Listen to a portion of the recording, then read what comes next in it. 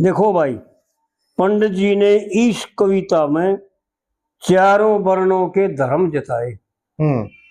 समझने की जरूरत है, अपनी बुद्धि पर थोड़ा सा जोर देने की जरूरत है कि असलियत क्या है और नकलियत क्या है। पंडित जी ने इसको कति क्लियर कर रखा जी। मुझको भी बदनाम किया, बेईमान जगत में पाया तू। यानी ये देखो, भगवान की, परमात्मा की बड़ी कृपा है वैसे तो, कि जो धर्मों का जिक्र कर रहे थे ना, उन धर्मों पर यह बात आ गई। जी। आप तो डूबना है, दूसरे को भी डूब लेकर के डूब जाते। जी जी जी। कोई धर्म नहीं है कल्याण मार्ग में, कोई धर्म नहीं है, केवल वेद ही एक जो है ना,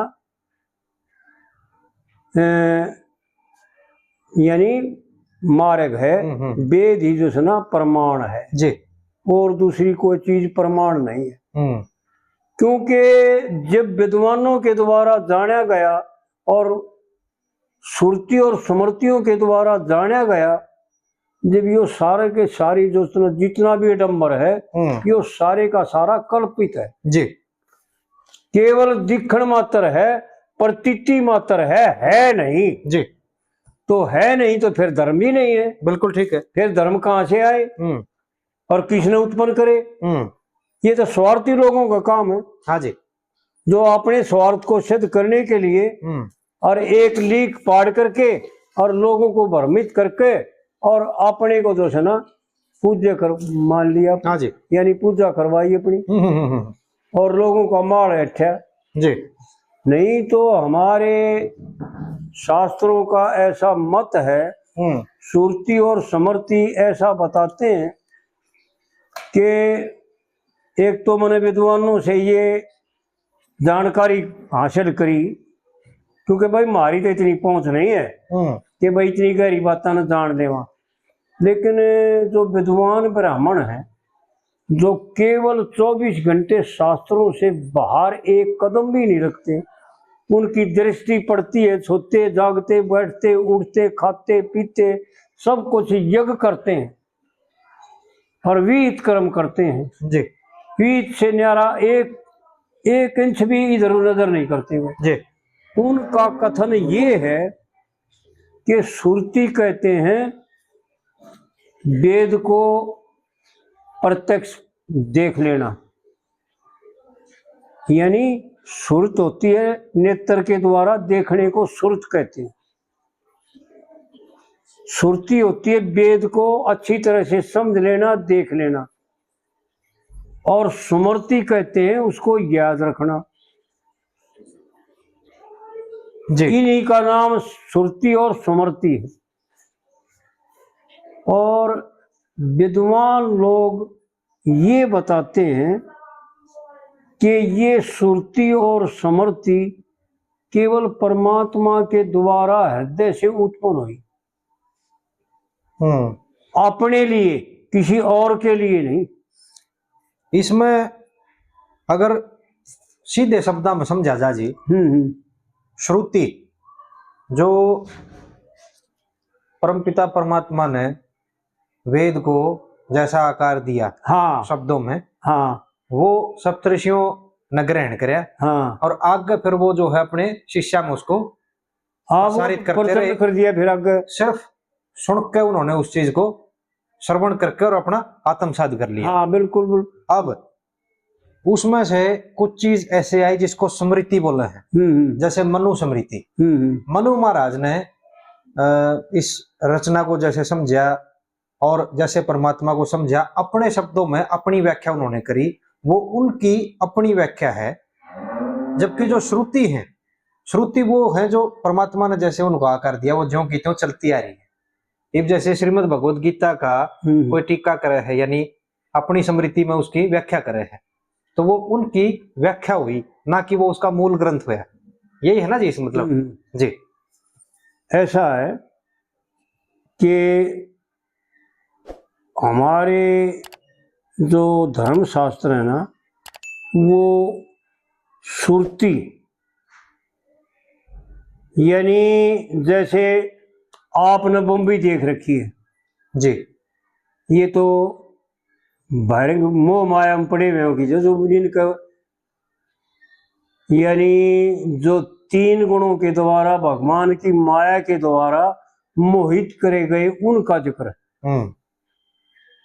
वो देखे हुए ने आड़े बैठे बैठे नहीं बता देंगे कि भाई बम्बई में जो है ना इतनी मंजिल तक उसमें सर इतना उड़ योश है और फलानी जगह योश है। हाँ जी, देखे पथ है जी, ये तो उनका जिक्र है जो माया के द्वारा मोहित किए गए, और जो परमात्मा की माया के द्वारा मोहित नहीं करे गए वो ऋषि लोग, वो ब्रह्म ऋषि, उनको जो है ना वेदों को प्रत्यक्ष, जैसे प्रत्यक्ष देख के ना बताते हैं ना जी, ऐसे उनके वेद प्रत्यक्ष होते हैं। हाँ ठीक है बात। और सुमृति कहते हैं नाना तरह की होती है, सुमृति और सुरति नाना तरह की है वैसे तो, क्योंकि अगर अगाड़ी में चल करके धर्म के कई जो है ना भाग हो गए। वेद व्यासिया ने एक वेद के 4 वेद बनाए, और फिर वेद व्यासिया के जो शिष्य थे ना सबसे पहले सप्तऋषियों से पहले भी वेद व्यासिया ने वेदों के 4 भाग बनाए, और सप्तऋषियों ने 6 दर्शन बनाए। इनमें लिखा भी है, मेरे पास धरा है। हाँ जी, हाँ जी, हाँ जी, हाँ जी, 6 भाग दर्शन, 6 दर्शनों के। जी जी जी। कनद ऋषि और कपिल ऋषि और वेद व्यास जी, इस तरह ये 6 ऋषियों के जो है ना 6 दर्शन है जी, और ये ही 6 ऋषि सप्तऋषियों में आए हैं।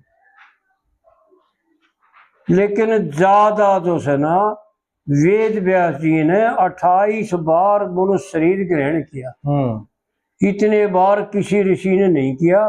वो अदर उम्र तो हो गए जी, लेकिन उन्होंने बार बार शरीर ग्रहण नहीं किया और त्याग नहीं किया जी।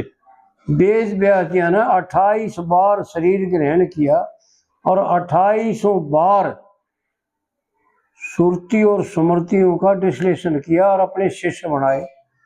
फिर वेदों की जो है ना गणिये स्मृति बन गई, सुरती और स्मृति गणिये बना दी तो वेद व्यास जी के शिष्यों ने।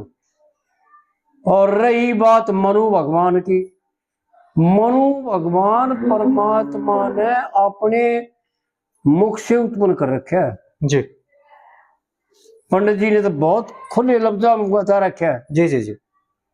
वेद कहे सोए मनु कहे और सोए ऋषियों की मर्याद। हाँ जी, हाँ जी।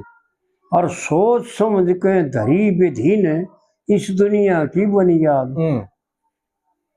लक्ष्मी चंद कहे गृहस्थ आश्रय, बहुत ऊंची बातें हैं ये पंडित जी की। लक्ष्मी चंद कहे गृहस्थ आश्रय, ऋषि मुनि सिद्ध साध। हाँ जी। और कई बकैली ब्रह्मा ने ऋषि पैदा करो औलाद। हाँ जी। हे रखनी चाहिए याद मनु महाराज की वाणी। मैंने एक बार नहीं 100 बार बता तो लुच्ची कर कहानी। पंडित जी ने इस कविता में जो सुना वो ज्ञान कट रखा है जो समझ से बाहर है जी। बहुत ही विलक्षण है। हाँ जी। समझ में आना बड़ा कठिन है क्योंकि वो लोग जानते हैं जो वेदों का अध्ययन करते हैं जी। और वेदों का अध्ययन केवल ब्राह्मण ही करते हैं आज भी और काल भी। और जब तक यह पृथ्वी आकाश रहेगा जब तक करते रहेंगे जी। क्योंकि ये ब्राह्मणों का कर्म है और किसी का कर्म नहीं है।